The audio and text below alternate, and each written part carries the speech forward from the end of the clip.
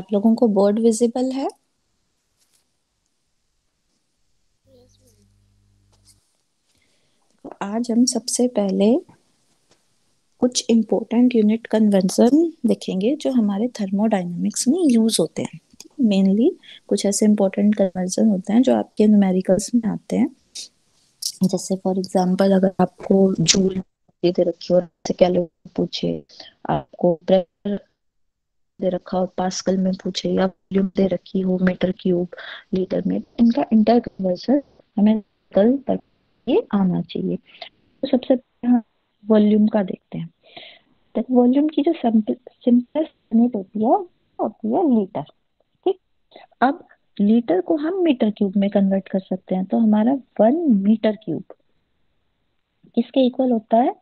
1000 litre के। सिर्फ हमारा स्टार्टिंग यूनिट कन्वर्जन इसी से होती है। ठीक है।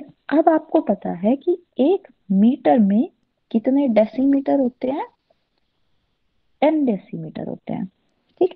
अगर फिर अब मैं आपको कहूँ कि इस एक 1 मीटर क्यूब को आप डेसीमीटर में चेंज करो, तो आपको पता है कि 1 मीटर क्यूब का मीनिंग है 1 metre into 1 metre into 1 metre.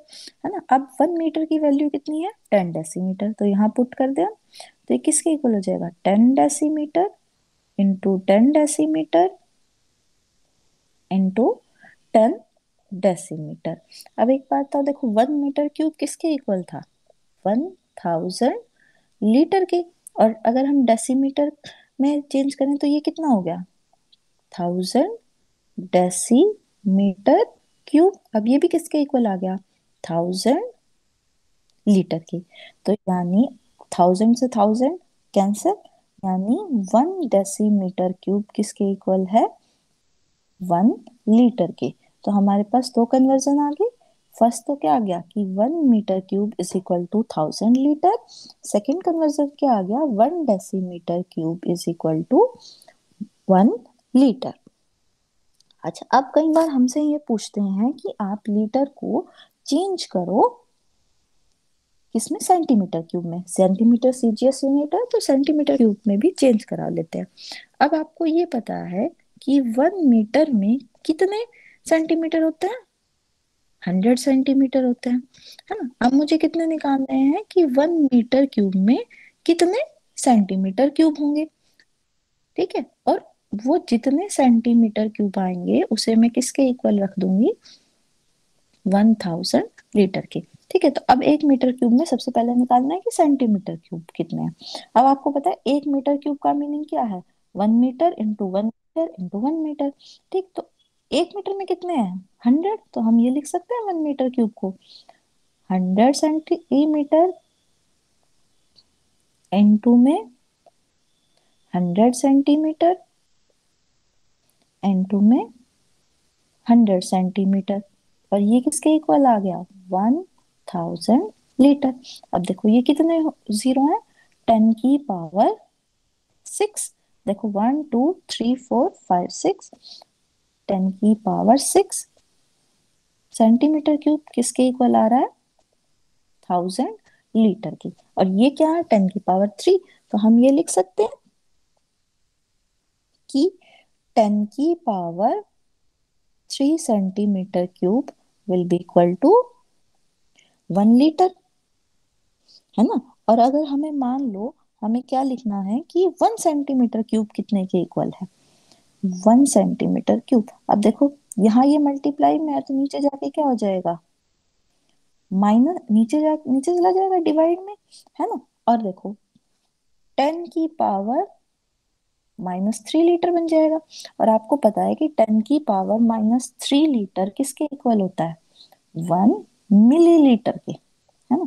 तो हमारे पास एक रिलेशनशिप क्या आ गया कि 1 centimetre cube is equal to 10 की power -3 litre, which will be equal to 1 millilitre.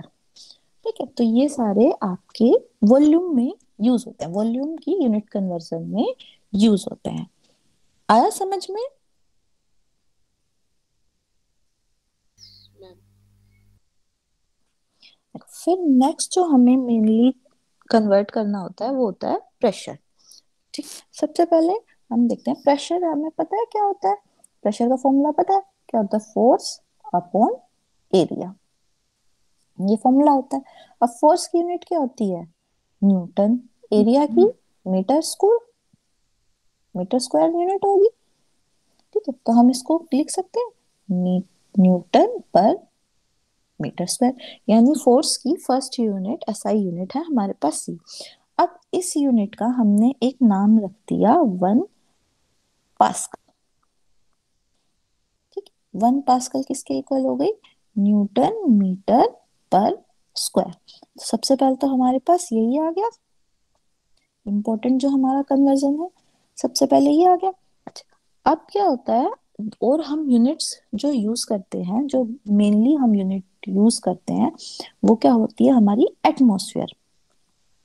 अब 1 एटमॉस्फेयर किसके इक्वल होता है, 101,325। ठीक है, यानी 1,13,25 न्यूटन पर मीटर स्क्वायर। अब आपको पता है न्यूटन पर मीटर स्क्वायर तो किसके इक्वल है, 1 पास्कल के इक्वल। तो इसे मैं पास्कल की टर्म में भी लिख सकती हूँ, पास्कल की टर्म में ये आ गया। ठीक है। अच्छा, और अगर बताओ, और मैं कैसे लिख सकती हूँ, मैं यहाँ डेसिमल लगा दूं तो ये कितनी 10 की पावर में जाएंगे, 5, देखो 1, 2, 3, 4, 5, तो यानी 101,325 इंटू 10 की पावर 5 पास्कल। तो एक हम ये यूनिट भी लर्न कर सकते हैं कि 1 atmosphere will be equal to 1.01325 into 10 की पावर 5 पास्कल। ठीक है, एक और आप लोगों ने प्रेशर की यूनिट पढ़ी है, वो क्या होती है, बार। अब 1 बार कितने के इक्वल होता है, 10 की पावर 5 पास्कल। तो देखो ऊपर वाले इसमें फॉर्मूले में अगर मैं ये जो 10 की पावर 5 पास्कल है इसे बार पुट कर दूं, तो मेरे पास 1 एटमॉस्फेयर कितने के इक्वल आ जाएगा, 1 atmosphere will be equal to 1.01325 bar. तो एक फॉर्मूला मेरे पास ये भी आ गया। ठीक है, और हम किस में स्टडी करते हैं प्रेशर की यूनिट, एमएमएचजी में। एमएमएचजी की यूनिट हम तब यूज करते हैं जब हम कैलोरी मीटर से प्रेशर की वैल्यू नोट करते हैं। तो वन मैम एटमॉस्फेयर, हाँ जी, मैम, आपने बार पुट क्यों किया है? देखो 1 बार किससे कितने के इक्वल होता है, 10 की पावर 5 पास्कल के, है ना। देखो यहाँ मेरे पास क्या है, 10 की पावर 5 पास्कल, तो इसकी जगह मैं बार पुट कर सकती हूँ। तो मैंने क्या निकाल लिया, एटमॉस्फेयर और बार दोनों की टर्म में भी मेरे पास एक रिलेशन आ गया। आया समझ में। बार किसकी यूनिट है मैम? बार भी प्रेशर की यूनिट है।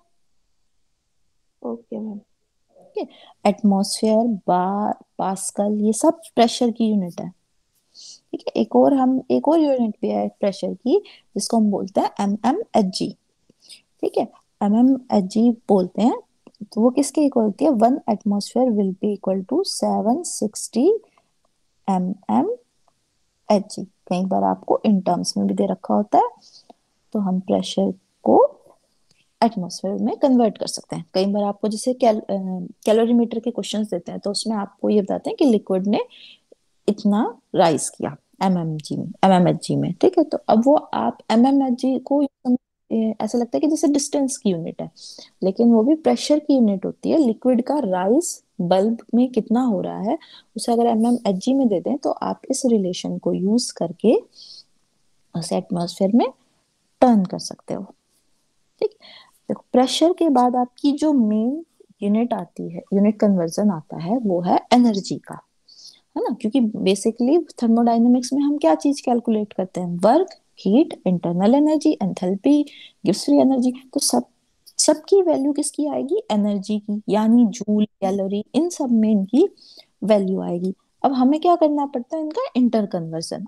अब एनर्जी के इंटर कन्वर्जन के लिए हम हेल्प लेते हैं एक कांस्टेंट की। कौन से कांस्टेंट की? गैस कांस्टेंट की। गैस कांस्टेंट क्या होता है? आर। ठीक है, इसकी वैल्यू हमें डिफरेंट डिफरेंट यूनिट्स में पता है, और उसकी हेल्प से ही हम क्या करते हैं, एनर्जी का इंटर कन्वर्जन करते हैं। ठीक है, पहले हम ये देखते हैं कि कितनी डिफरेंट यूनिट्स में हमें आर की वैल्यू पता है। देखो, एक तो आर की वैल्यू ये होती है 8.314 जूल पर केल्विन पर मोल। ठीक है, फर्स्ट यूनिट तो आपको पता ही है, ये है। अच्छा, और कैलोरी में क्या यूनिट होती है? टू। टू कैलोरी पर केल्विन पर मोल। ठीक, आर की एक यूनिट ही हो गई, एक ये वैल्यू हो गई। एक होती है लीटर बार पर केल्विन पर मोल में, वो कितने की इक्वल होती है? 0.08314 लीटर बार पर केल्विन पर मोल। ठीक, एक हम निकालते हैं एटमॉस्फेयर में, वो हमारी कितनी होती है? 0.821 लीटर एटमॉस्फेयर पर केल्विन पर मोल। आपको एनर्जी का कोई भी इंटरचेंज करना है तो आपको सिर्फ ये चार वैल्यूज पता होनी चाहिए आर की, फिर आप बहुत इजीली कन्वर्ट कर सकते हो। देखो, आपने चार वैल्यूज नोट कर दी। देखो, दो तो हम मेनली ये यूज करते ही हैं, ये तो हमें पता ही होती ही है। ठीक है, दूसरी हमारे पास कौन सी है? लीटर बार केल्विन पर मोल में, और एक इसमें है लीटर एटमॉस्फेयर पर केल्विन पर मोल में। ठीक है, अब देखो इनकी हेल्प से कैसे हम कन्वर्ट कर सकते हैं। ठीक है, मान लिया फॉर एग्जांपल मैंने आपको कहा कि आपके वर्क डन की वैल्यू आई है 50 जूल। ठीक है, आपको इसको कन्वर्ट करना है केल्विन में। ठीक है, तो देखो आप कैसे कन्वर्ट करोगे। बहुत सिंपल सा इसका एक मेथड है कि देखो, सबसे पहले आपको दे कौन सी यूनिट में रखी है? ठीक है, जूल में दे रखी है ना, और आप कन्वर्ट किस में करनी है? कैलोरी में। तो जिस यूनिट में दे रखी है, यानी जूल में दे रखी है, तो जूल वाली वैल्यू देखो आर की कौन सी है? ये है। ठीक है, उस वैल्यू से तो कर दो डिवाइड। जिस वैल्यू में दे रखी है उससे कर दो आप डिवाइड, और पूछ किस में रखी है? कैलोरी में। तो आर की उसी वैल्यू से कर दो मल्टीप्लाई। देखो, जिस वैल्यू में, जिस यूनिट में आपको एनर्जी की टर्म दे रखी है, उन्हीं टर्म में आर की वैल्यू से कर दो डिवाइड, और जिसमें पूछ रखा है उससे कर दो मल्टीप्लाई। तो आप इसको सोल्व करो, इसका आंसर आएगा, सिंपल मल्टीप्लाई है, आंसर आपके पास क्या आ जाएगा? 12.027 कैलोरी। तो ये आपकी एनर्जी की टर्म किस में कन्वर्ट हो जाएगी? कैलोरी में। ऐसे ही देखो, एक और एग्जांपल लेके देखते हैं। ठीक है, मैं अगर आपसे ये पूछूं कि 1 लीटर बार, ठीक है, कितने के इक्वल, कितने जूल के इक्वल होगा?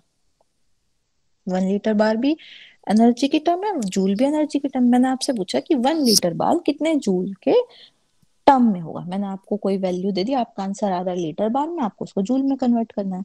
तो कितना है? 1। ठीक है, डिवाइडेड बाय, अब आर की वो वैल्यू देखो जो लीटर बार यूनिट में है। लीटर बार यूनिट में कौन सी वैल्यू है? ये वाली। ठीक है, इस वैल्यू से आप कर दो डिवाइड, 0.08314। ठीक है, अब आपको कन्वर्ट किस में करना है? जूल में। तो जूल वाली टर्म देखो आर की कौन सी है? अच्छा, ये वाली। अब आपको क्या करना है? इससे कर दो मल्टीप्लाई, 8.314। ठीक है, अब आप इसको सॉल्व करो तो आपके पास क्या आ जाएगा? Answer 100 joule. यानी 1 लीटर बाल में कितने जूल हैं? 100 जूल। कर लोगे ऐसे? समझ में आ गया? Yes ma'am.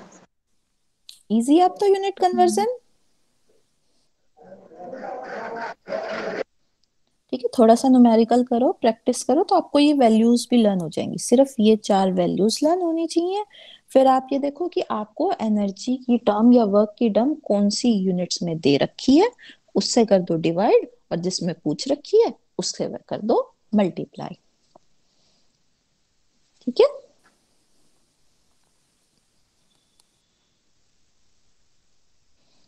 बताओ, आया समझ में?